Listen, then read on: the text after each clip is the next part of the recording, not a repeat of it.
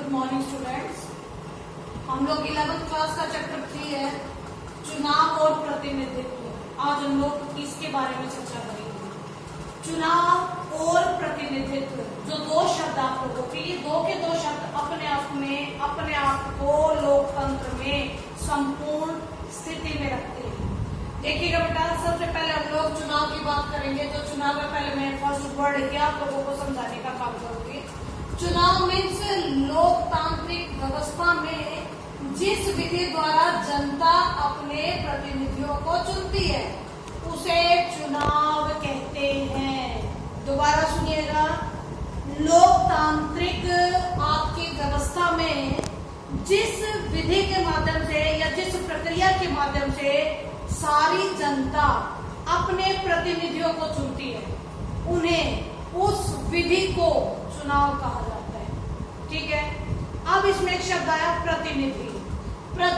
प्रतिनिधि वो होता है जिसे जनता चुनकर सरकार चलाने के लिए भेजती है, विधानसभा में भी और संसद में भी। ठीक है, जो विधानसभा और संसद में पहुंचकर हमारे लिए, पूरे देश की भलाई के लिए विभिन्न तरह के नियम और कानूनों का निर्माण करते हैं और देश को आगे बढ़ाने के लिए लगातार प्रयासरत रहते हैं, वही हमारे प्रतिनिधि कहलाते हैं। ठीक है, यानी कि अगर हम चुनाव और प्रतिनिधि की बात करें तो इस विधि के माध्यम से, यानी चुनाव के माध्यम से प्रतिनिधियों का चुनाव होता है।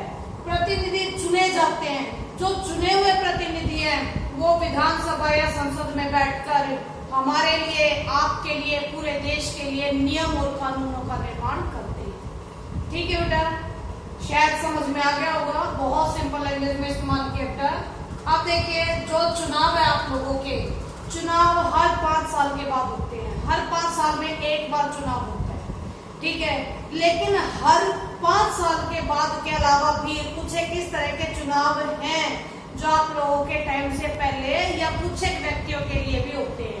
ठीक है, जैसे कि चुनाव आप लोगों के दो तरह के, मध्यावधि चुनाव और उप चुनाव। मैंने यहाँ 2 लिखे हैं। मध्य मीन्स बीच का, यानी 5 साल है।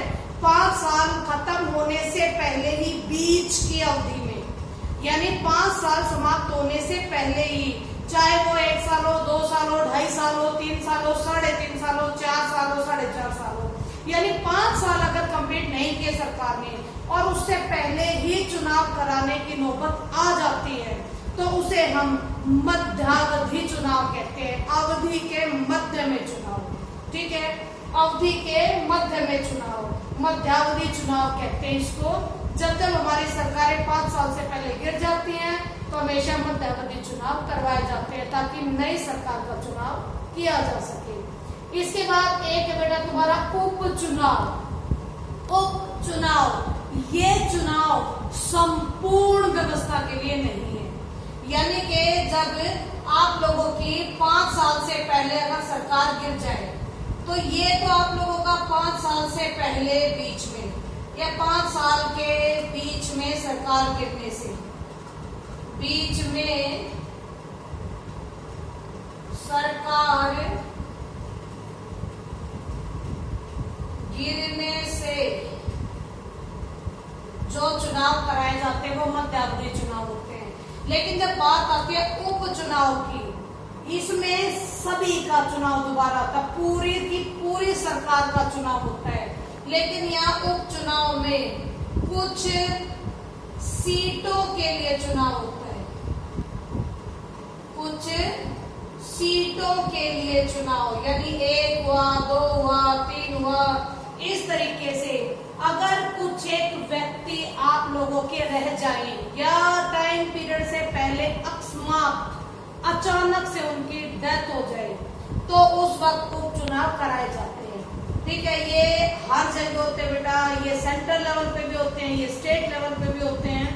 ठीक है, विभिन्न तरह के आप लोगों के, जब किसी भी मंत्री का आपका स्थान खाली हो जाता है तो उस स्थान को भरने के लिए जो चुनाव कराए जाते हैं छोटे लेवल पर, वो आप लोगों के उपचुनाव कहलाते हैं। ओके, अब इसके बाद देखिएगा बेटा प्रत्यक्ष और अप्रत्यक्ष लोकतंत्र। प्रत्यक्ष एक वर्ड आप लोगों का प्रत्यक्ष मेरे ख्याल से आप लोगों को साफ साफ दिखाई भी दे रहा होगा। प्रत्यक्ष का मीनिंग है जिसको हम लोग देख सकते हैं, जो हमें बिल्कुल साफ नजर आ रहे हैं, ट्रांसपेरेंट।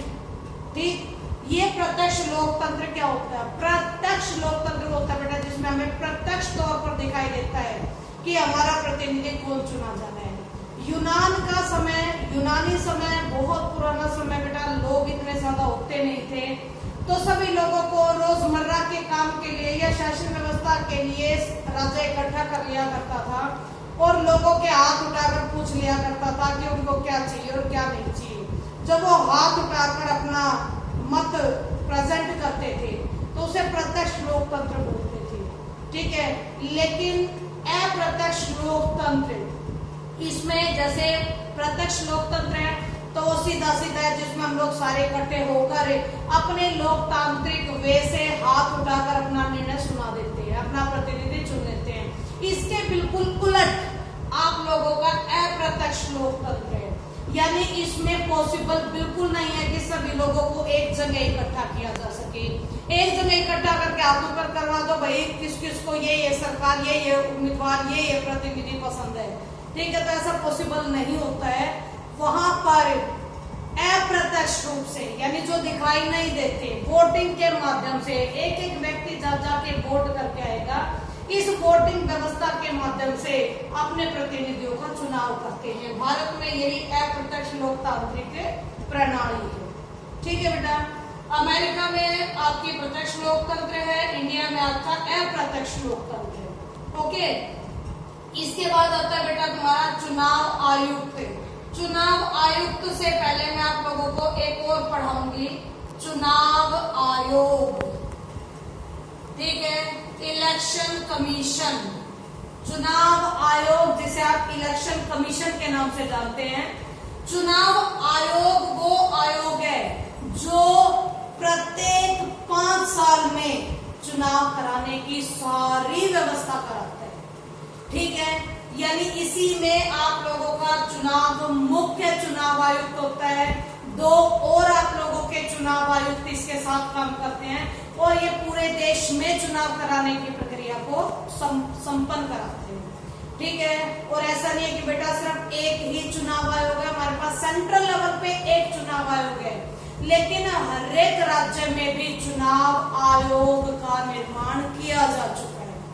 ठीक है, आप लोगों के जो स्थानीय चुनाव होने होते हैं, या फिर राज्यों के जो चुनाव होने होते हैं उसको हैंडल करने का काम वो सब करते हैं। ठीक है, अब बेटा कि आप लोगों का चुनाव आयुक्त यानी मेन वो पर्सन ये है इलेक्शन कमिश्नर, यानी ये वो व्यक्ति है जो हर तरह के फैसले करने का काम करता है चुनाव से रिलेटेड। 1989 तक केवल एक ही मुख्य चुनाव आयुक्त हुआ करता था। ठीक है, लेकिन 89 के बाद इसकी संख्या बढ़ाकर 3 कर दी गई थी। याद होगा 1991 के इलेक्शन हुए थे, कांग्रेस पार्टी गठबंधन से आई थी। ठीक है, उस वक्त आप लोगों के ये 3 चुनाव आयुक्त मिलकर काम कर रहे थे, लेकिन जैसे ही इलेक्शन खत्म हो गया तो एक बार फिर इसे एक सदस्यीय बना दिया गया। ठीक है, लेकिन दोबारा फिर संशोधन कराए गए और आज ये 3 के साथ अगर हम कहें तो ये बहुसदस्यीय है ये आप लोगों का चुनाव आयोग। इसमें एक मुख्य चुनाव आयुक्त होता है, उसके साथ 2 और चुनाव आयुक्त होते हैं जो मिलकर काम करवाते हैं। यानी कि 3 चुनाव आयुक्त हैं जो मिलकर काम करते हैं, लेकिन उन तीनों में भी एक सबसे ज्यादा महत्वपूर्ण होता है। ओके, अब बात आती है कि ये चुनाव आयुक्त आखिरकार होता कौन है, इसकी नियुक्ति कौन करता है? चुनाव आयुक्त जो चुनाव कराता है इसकी नियुक्ति आपके राष्ट्रपति द्वारा की जाती है। ठीक है, राष्ट्रपति का डिसीजन होता है कि यह करता तो मंत्रिमंडल की सलाह से ही है। ठीक है, मंत्रिमंडल की सलाह से राष्ट्रपति करता है, लेकिन एक चीज बिल्कुल ध्यान देने लायक है बेटा, जिस वक्त ये चुनाव आयुक्त अपनी कुर्सी पर बैठ जाता है, जब ये अपनी कुर्सी पर बैठ जाता उसके बाद ये किसी के अधीन काम नहीं करता।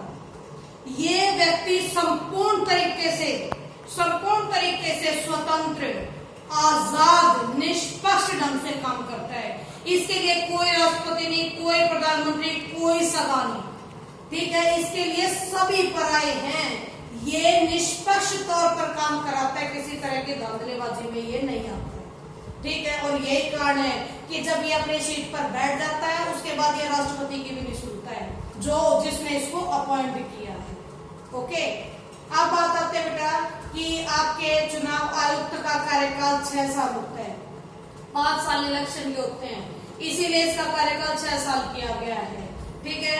6 साल चुनाव आयुक्त का कार्यकाल होता है, या फिर अगर वो 65 क्रॉस कर जाता है, 65 ईयर, अगर वो 65 साल क्रॉस कर जाता है तो भी वो उस आपकी सीट पर बैठने के लायक नहीं कहलाएगा, ठीक है। आप लोगों का जो पहला चुनाव आयुक्त था बेटा वो सुकुमार सेन था, ठीक है। सुकुमार सेन आपके पहले चुनाव आयुक्त थे, और आज जो वर्तमान में काम कर रहे, वो वर्तमान में काम करने वाले हैं श्री सुनील अरोड़ा। ओके, यानी कि श्री सुनील अरोड़ा आज के चुनाव आयुक्त है। सुकुमार सेन आप लोगों के सबसे पहले थे जब भारत आजाद हुआ था, जिसने पहली बार इलेक्शन कराए थे, पूरे इलेक्शन का जिम्मा अपने सिर पर लिया था, वो सुकुमार सेन जी थे। Okay, thank you very much.